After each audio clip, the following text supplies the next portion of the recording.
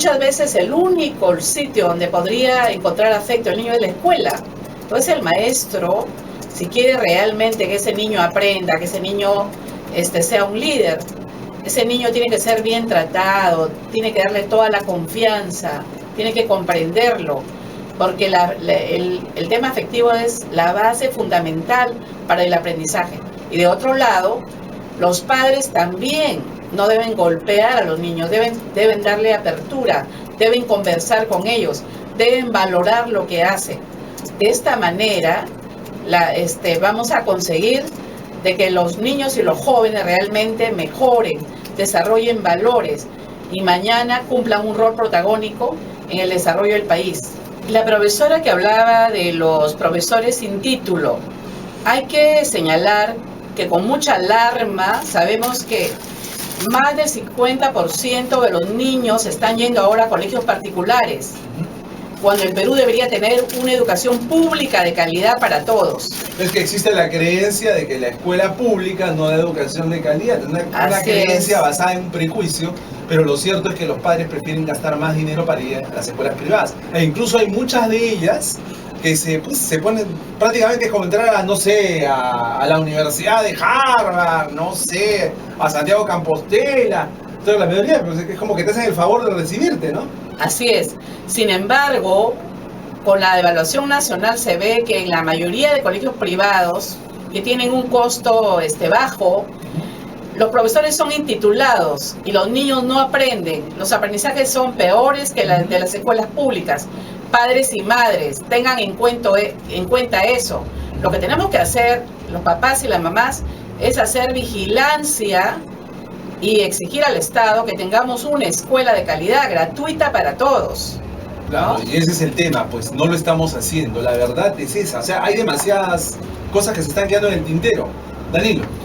Y además también lo que señalaba Angélica en relación a educación inicial. Los niños no es un espacio de juego, sino es un espacio también de desarrollar habilidades y destrezas. Y ahí tienen que haber profesionales de mucha competitividad. Y es cierto que en muchos colegios privados pequeños que estudian incluso en garage o en pequeñas habitaciones, en realidad no sé qué tipo de habilidades o destrezas podrán ayudar a desarrollarlas. La calidad de la educación básica, un tema muy importante. Mi querida Raquel, mi querido Danilo, buenos días, un placer tenerlos en La Voz del Consumidor. Buenos días, de igual manera. Buenos días a todos los radioescuchas de La Voz del Consumidor. Bueno, a ver, Raquel, el tema de la educación, las personas se sienten en general muy distanciadas del proceso educativo, ¿no? La gente mira desde hace varios años con desconfianza y se dice que la educación de hoy no se puede comparar con la educación de antes. Que la educación de antes era mejor porque transmitía no solo conocimiento, sino disciplina, valores, etc. Y eso por no hablar, pues, estamos hablando estrictamente de la parte académica, no vamos a hablar de la parte administrativa en la cual hay que siempre denuncias por cobros indebidos, cobros fantasmas, en fin, eso no es tema de hoy, sino vamos a hablar solamente del aspecto académico. ¿Tú crees que la educación hoy en día es superior, igual o peor que la que teníamos antaño? Bueno, la educación de ayer, que era una educación memorística, donde el profesor tenía el protagonismo y el estudiante solo escuchaba, era una educación para la sociedad de ayer. Ahora estamos hablando de un mundo globalizado, donde la ciencia y la tecnología se desarrolla cada día y que necesitamos que las personas sean capaces de aprender en cada momento. En ese sentido, la educación no está respondiendo a las necesidades de esta sociedad. Por otro lado, hay que tener en cuenta que la educación debe responder al modelo económico y a las necesidades del desarrollo de los países. Y en ese sentido necesitamos a personas creativas, innovadoras, que comprendan lo que leen, que sepan expresarse, y la educación no está respondiendo. Esto no significa... ¿Y a qué se debe, Raquel, que la educación no esté respondiendo? ¿Cuáles son los factores que nos han llevado a esta situación de que la educación esté divorciada de lo que necesita el país? Bueno, en primer lugar, porque hemos seguido aplicando en la educación un modelo educativo caduco y que en realidad no se ha comprendido la necesidad de poder transformar esta educación. Yo creo que ahora se están haciendo desde diferentes espacios, como desde el Ministerio de Educación, desde instituciones educativas, un gran esfuerzo por transformar la educación, pero cambiar la cultura escolar es difícil. Toma muchos años. Toma muchos años. Entonces, por otro lado, también hay que destacar que la formación de los maestros ha estado muy atrasada. Ha sido una formación memorística que no responde al perfil de buen desempeño del maestro que requiere una buena educación. Ya, y los concursos y toda la reforma que se pretende implementar, estableciendo procesos de concurso, exámenes, no ha sido suficiente por parte del Ministerio de Educación. Bueno, en realidad los concursos que se vinieron dando estuvieron centrados en prueba de conocimientos. Si bien es cierto que el manejo disciplinar de los maestros es importante, pero no es todo lo que se requiere. Necesitamos que además los maestros manejen la didáctica, traten muy bien a los alumnos en la escuela, ¿no? Y por otro lado, además que necesitamos maestros líderes, necesitamos a maestros que estén convencidos en que la educación es un factor importante para poder transformar el país, para poder cambiar. Necesitamos que los maestros líderes inspiren a los niños y a los jóvenes. Te queda claro. Danilo, en el tema de los maestros, porque son parte sustancial de cualquier proceso de este tipo, si se quiere cambiar la educación, los maestros tienen que formar parte activa de todo el proceso. Sin embargo, también hay un tema de politización, ¿verdad? Durante muchos años se ha dicho que la SUTEP ha estado imponiendo las reglas.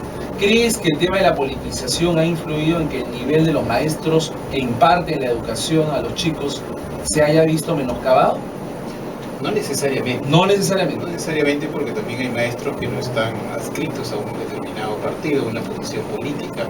Y hacen las cosas muy interesantes, como estamos viendo nosotros en los programas de formación continua desde la universidad. ¿Qué están viendo, por ejemplo, ustedes? Por ejemplo, buenas prácticas de maestros en zonas rurales. ¿Qué están haciendo en zonas rurales? Los maestros están trabajando con las familias, con los padres de familias, orientando el trabajo que deben desarrollar y el compromiso que tienen la familia de hoy, muy distinta a la familia de ayer. Otros maestros que tratan de cubrir algunas situaciones de la falta del padre o de la madre y están ayudando desde la escuela en el trabajo que tienen que realizar para complementar esa parte. O sea, en el campo se están dando experiencias en el campo. Sí, a través que podemos nosotros verificar eso a través de nuestros programas que tenemos en muchas regiones del país. Y un caso concreto te diría, por ejemplo, un informe que tengo ahorita en Orcopampa, en una zona de Arequipa. Hay una maestra que se trae a los niños a la escuela y con el proyecto que también está haciendo el Ministerio sobre la alimentación, los tiene estudiando con la alimentación y trabajando con las familias, porque ellos tienen que ir al campo a trabajar y está cubriendo esa necesidad. Entonces, ahí también hay que marcar una diferencia con muy buenos maestros que están haciendo nobles esfuerzos por la educación del país. O sea, el tema es que ahí se busca que se engarce la educación que se imparte en la escuela con los padres de familia. Así es, ese es un punto muy importante. ¿Cuál es el otro punto importante? Ese es uno de los puntos importantes. El otro es que los maestros también tienen que comenzar a ser autónomos y a trabajar un colectivo para autoformarse. Y eso también es una de las cosas que venimos implementando de los programas de formación continua, donde los maestros no solo esperan que el Ministerio de Educación venga a capacitarlos, sino también autónomamente van discutiendo prácticas, autónomamente van planteando estrategias y, por ejemplo, a través ya de algo más profesional sobre la investigación, vienen resolviendo problemas pedagógicos desde el aula y para el aula. ¿Cuál es el nivel de educación en este momento? ¿Tienen cifras de esto? ¿Cuántas personas están alfabetizadas? ¿Cuántas personas faltan alfabetizar? ¿Cómo está comportándose la estructura del Estado en el tema educativo en relación a todas estas personas? Porque yo recuerdo que leí cifras de hace 3 o 4 años en los cuales el nivel de deserción escolar era grande, era superior al 15%, en las cuales se manifestaba que había muchas escuelas, sobre todo en el ámbito rural, unidocentes, es decir, que había un solo profesor para todo el colegio, etcétera, etcétera. ¿Qué cifras manejamos? ¿Cuál es la realidad del Perú en este momento en ese tema? Bueno, en realidad a nivel de la educación primaria hay una cobertura de casi el 95%, donde hay un gran déficit todavía es en el nivel de educación inicial.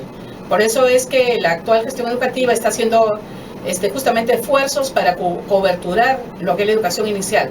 Ya. Lamentablemente en la zona rural todavía tenemos una alta cobertura que no está atendida Ajá. en la educación secundaria. O sea, en secundaria estamos en déficit. Así es. Dime, ¿y el nivel de analfabetismo cómo andamos? ¿Todavía se puede hablar de analfabetismo en el Perú? Realmente, ¿O ya es algo que ha todavía. sido Lo que desterrado? pasa es que han habido programas de capacitación que solo han conseguido que los padres y la madre, los adultos, escriban su nombre. Eso no es alfabetizar.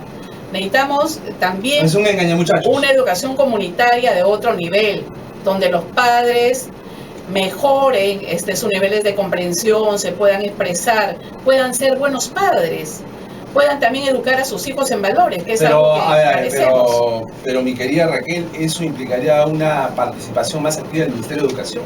O sea, el Ministerio tendría que liderar el proceso, porque yo los escucho hablar y me doy cuenta que hay muy buenas iniciativas. En algunos lugares del país los docentes están tomando el toro por las astas, como quien dice, pero esos son pues esfuerzos aislados, ¿no?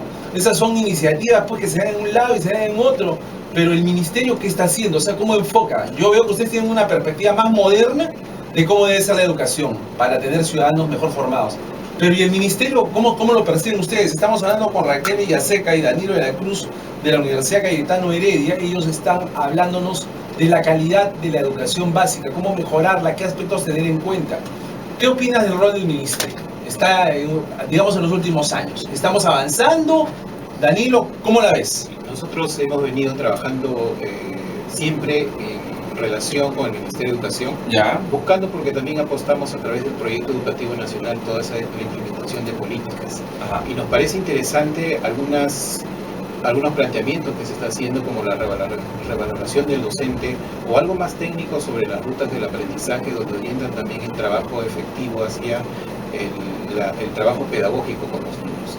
A partir de ello también se viene implementando y teniendo algunos materiales educativos en las escuelas. Es cierto, falta quizás implementar a los maestros en el uso y utilización de esos recursos o materiales que llegan a las escuelas, que muchas veces por ese tema de tener un profesor contratado por un año no llega a tener la formación y la preparación, porque ya tiene que trasladarse a otra institución educativa. ¿Contratados por un año los docentes? Sí, hay temas de contrato donde solo están por un año y bueno, no hacen un proceso, digamos, de largo plazo.